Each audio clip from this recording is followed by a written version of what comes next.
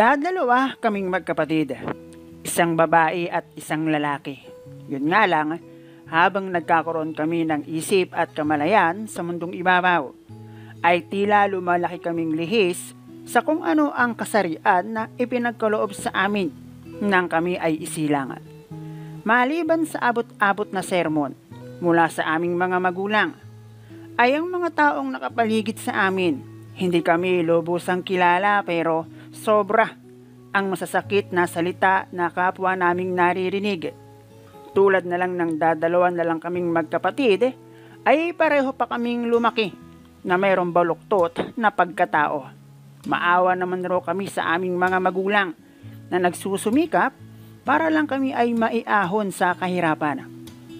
At dahil sa pakiramdam na hindi kami tanggap ng mundo na aming ginagalawan, mas minahal at pinagkatiwalaan namin ni ate ang isa't isa. Bagamat may kasarian kaming wasto para sa aming katauhan, pero isip at pusong taliwas sa kung ano ang nararapat na kami. Ang pagmamahal at tiwala bilang magkapatid ang nagdala sa amin sa isang sitwasyon kung saan ay na-realize ng bawat isa sa amin na mas mainam na kung ano ang ipinagkaloob sa amin ay siyang aming dapat tahakin nang minsan ang aming biruan ay mapunta sa seryosong sitwasyon na ang pagbaon.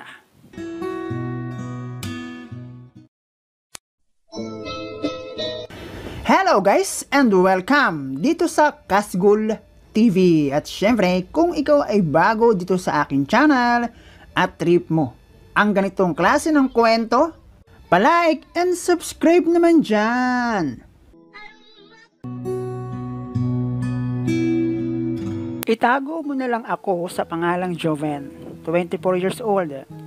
Bagamat ngayon ay aminado sa aking sarili na ngayon ay tuloy na akong naging straight, ay nais kong i-share ang kwento kung paano ang isang jokla mula pagkabata ay naging isang diretso at ngayon ay nagsasabing mabuti na lang at natikman ko ang menu na sa balat ng lupa ay pinaka the best. Hindi naiiba sa marami, ay lumaki din ako sa pamilyang isang kahig isang tuka. Kumbaga sa trabaho meron ang aking mga magulang, no work no pay. Isang taon ang agot ng edad ni ate sa akin. Naitago na lang natin sa pangalang Jonah. Pero habang kami ay kapwa lumalaki, ay ako ang unang nakatuklas na ang isinisigaw ng aking damdamin ay iba sa kung ano ako ng isilang. Hindi pa ako yumayapak ng paaralan, ay sinasabi na sa akin ng aking magulang na umayos-ayos ako. Dahil ayon sa aking nanay ay hindi nagugustuhan ni tatay ang aking pagkendeng sa harap ng salamin. Wag ko na raw hintayin na si tatay ang magdisiplina sa akin, habang si ate Jonah naman ay nakangisi lamang pag sinasabihan ako ni nanay. Binabae sa paaralan at lalaki pag nasa bahay ang aking naging strategy noong mag-aral ako ng grade 1, at doon ko lang nalaman ng sikreto ng aking ate Jonah. Ibang ate Jonah kasi ang aking kasama pag nasa school kami. Bagamat kapwa pa kami mga uhugi ng panahon na iyon, ay kita ko na hindi rin tanggap ni ate Jonah kung ano ang ipinagkaloob sa kanya. At sa kapwa namin pag-usbong sa loob ng 6 na taon, sa loob ng paaralan namin nagagawa ng walang sagabal ang kung ano ang sa palagay namin ay kami. Katulad ng ibang kabataan ay nilalaro din namin ni ate Jonah ang bahay-bahayan.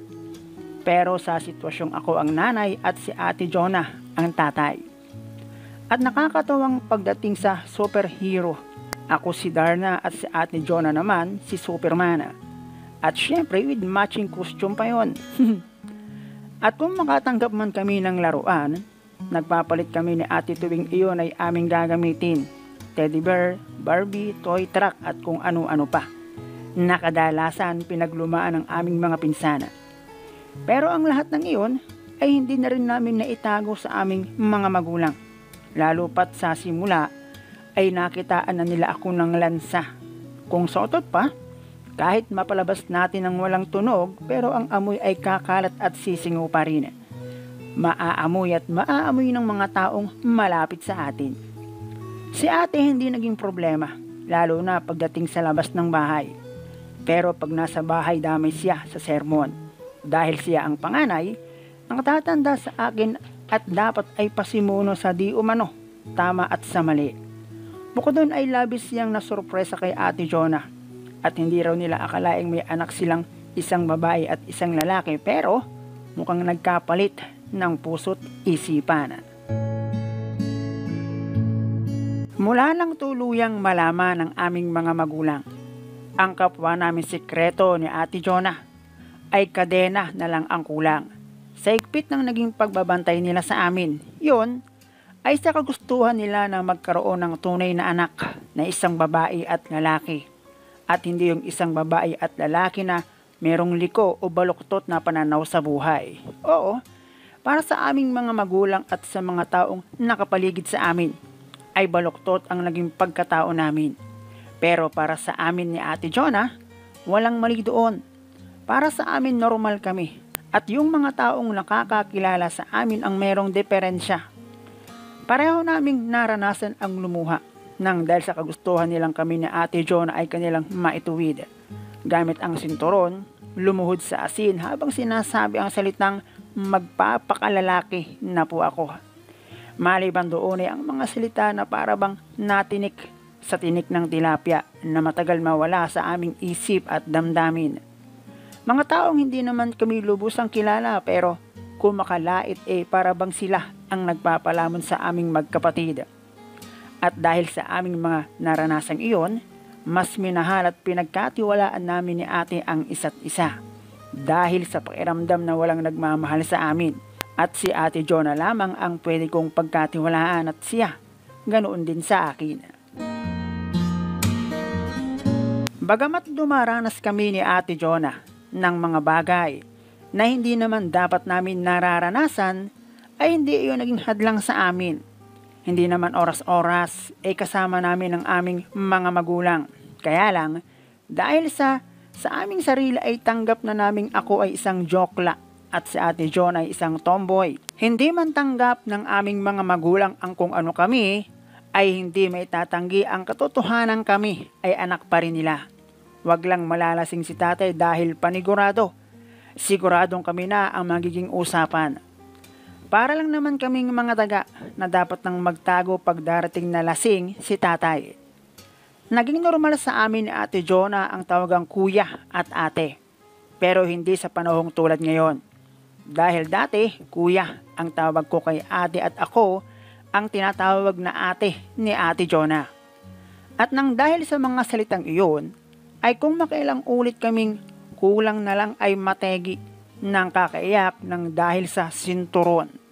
Sa totoo lang nakakasawa ang ganoong buhay. Pero gaya nga ng kanta ng Shackle, kahit lunurin ka, wala ring napala sila. Hindi naman nagkulang sa amin ang aming mga magulang.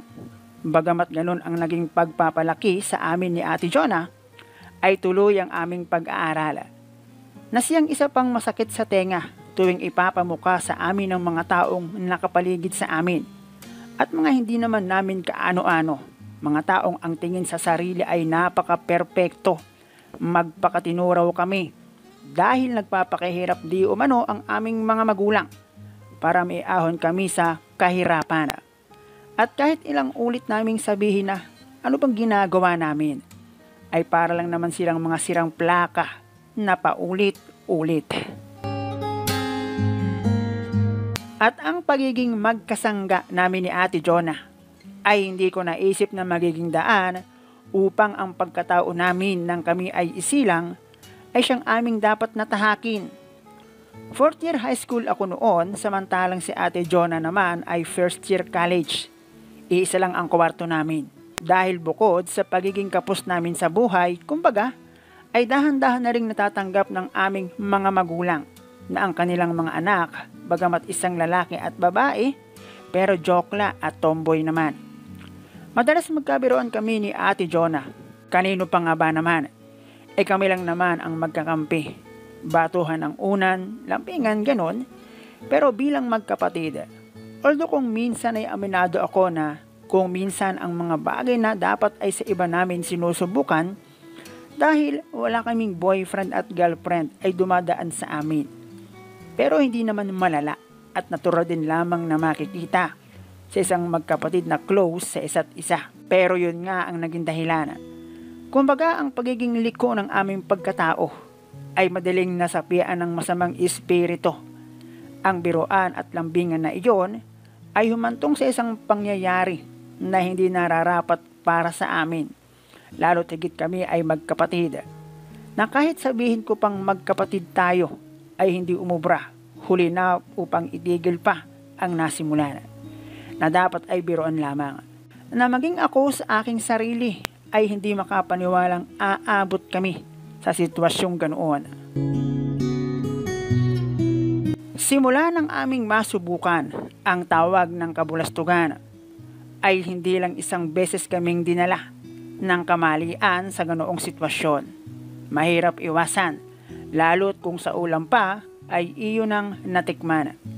Hindi kasi maipaliwanag ang pakiramdam hanggang sa isang araw. Dahan-dahan ay nagbabago ang lahat sa akin.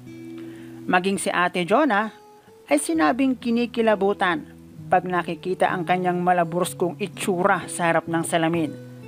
At ako sa pakiramdam na nagkakaroon ng paghanga sa isang babae. At sa totoo lang, ay kung ano-anong salita ang aking narinig nang simulan ko ang pumasok ng school bilang itsurang lalaki. Walang make-up, barber's cut, at lilis ang manggas. At ang nasabi ni nanay, aba, lalaking lalaki ang jokla. At ngiti lang ang aking isinagot kay nanay. Maging si Ate Jonah, tuluyang binago ng aming pagkakamali. At bago nga ako makatapos ng high school, ay sinabi ko sa aking sarili na mas gusto ko na ang maging lalaki. At iyon ang nararapat sa akin, lalo't iyon ang siyang ipinagkaloob sa akin.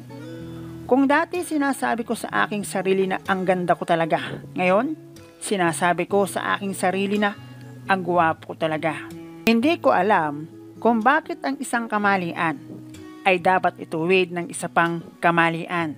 Dahil ang kasabihan, hindi kayang ituwid ng isa pang pagkakamali ang isang pagkakamali.